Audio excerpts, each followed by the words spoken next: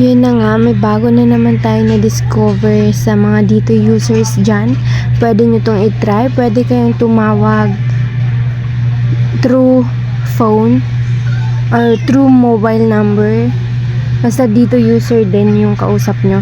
Pwede kayong tumawag and then pwede kayong mag-video call.